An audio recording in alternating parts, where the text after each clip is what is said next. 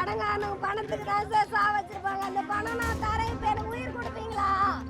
எனக்கு அந்த உயிர் கொடுப்பீங்களா? இப்ப எனக்கு வேணும். 1000 பேர் இருந்தா கூட இருக்கிற மாதிரி எனக்கு வருமா சார்? ராணிப்பேட்டை மாவட்டம் பாலாபுரம் பகுதியைச் சேர்ந்தவர் ஏகாம்பரம், வயது 30. ஷூ கம்பெனியில் டிரைவராக வேலை பார்த்து வந்தார். இவருக்கு ராஜலட்சுமி என்ற மனைவியும் 2 குழந்தைகளும் உள்ளனர். ஏகாம்பரம் நேற்றிரவு வீட்டுக்கு திரும்பவில்லை. இதனால் உறவினர்கள் தேடி வந்த நிலையில் வேலூர் மாவட்டம் அணைக்கட்டு அருகே சாலை ஓரத்தில் சடலமாக கிடந்தார். கை, கால்கள் மற்றும் கழுத்தில் வெட்டுக்காயங்கள் இருந்தன. யாரோ வெட்டி கொலை செய்து சாலையோரத்தில் வீசிவிட்டு சென்றுள்ளனர். இதை கண்ட அப்பகுதி மக்கள் போலீசுக்கு தகவல் கொடுத்தனர். ஏகாம்பரத்தின் உடலை பார்த்து மனைவி மற்றும் உறவினர்கள் கதறி அழுதனர். கொலை செய்யப்படுவதற்கு சிறிது நேரத்திற்கு முன் தன்னுடன் ஏகாம்பரம் பேசியதை நினைவு கூர்ந்த மனைவி, பணத்துக்காக கணவரை யாரோ திட்டம் போட்டு கொன்றுவிட்டனர் என குற்றம் சாட்டினார். பணத்தை நான் கொடுக்கிறேன், என் கணவரை உயிருடன் திருப்பித்தாங்க என கூறியபடி கதறி அழுதது பார்ப்பவர்கள் கண்களில் கண்ணீரை வரவழைத்தது. 3 மணிக்கு என்னை விட்டுட்டு போனாங்க வீட்டில். எப்போ? நேற்று 3 மணிக்கு விட்டுட்டு போனாங்க. அதுக்கப்புறம் ஃபோன் பண்ணா இங்கே இருக்கிறேன் அங்கே இருக்கிறேன்னாங்க. 8 மணிக்கு ஃபோன் பண்ணேன். அப்போ கூட நான் கொன்னையில் இருக்கிறேன் அப்படின்னாங்க.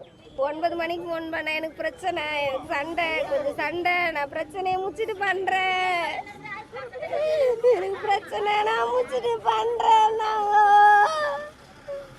நான் கேட்டேன்னா பிரச்சனை சொல்லு, நான் வரேன்னு சொன்னேன்.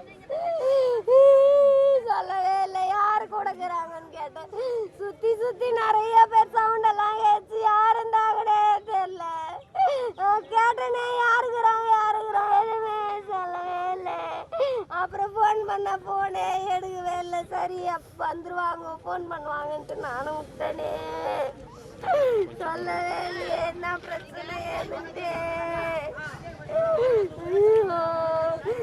கடங்காரனுக்கு பணத்துக்கு தான் சார் சா வச்சிருப்பாங்க. அந்த பணம் நான் தரேன். இப்ப எனக்கு உயிர் கொடுப்பீங்களா?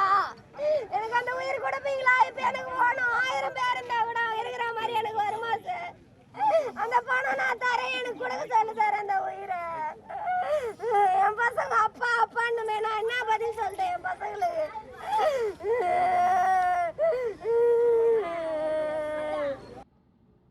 கொலை நடந்த இடம் ராணிப்பேட்டை, வேலூர் மாவட்டங்களின் எல்லை பகுதி.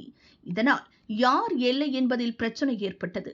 நீண்ட விவாதத்திற்கு பிறகு வேலூர் போலீசார் விசாரிக்க முடிவானது. அதனால் கொலை நடந்த இடத்திற்கு போலீசார் தாமதமாக வந்தனர்.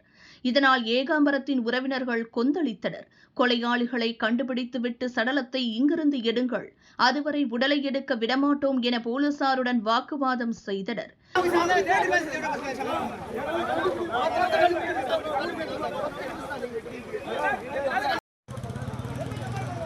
போலீசை கண்டித்து சாலை மறியலிலும் ஈடுபட்டனர்.